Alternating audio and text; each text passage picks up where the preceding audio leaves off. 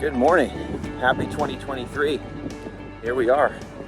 2022 went by pretty quickly, didn't it? As I reflect on last year on this run, I had mixed emotions, let's say.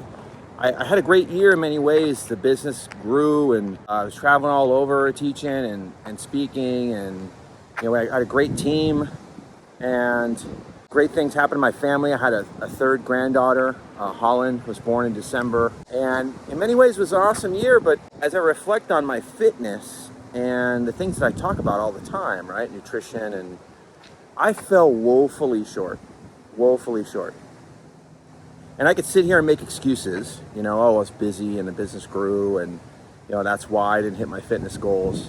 But at the end of the day, those are just excuses, right? And so the important thing is, I'm not going to dwell on it, right? I have a whole year, a new year ahead of me, and I have an opportunity to make my fitness a higher priority because I know how important that is. And I talk about this all the time.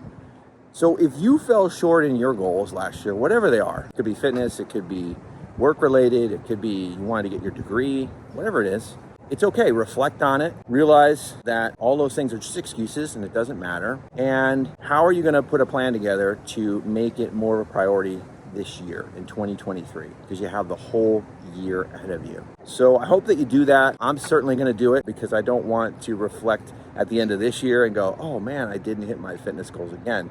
So I'll keep you posted. But for now, have a great year ahead. Set those goals and put a plan in place, put a system in place. I talk about that a lot. And I hope you have a wonderful, wonderful year ahead.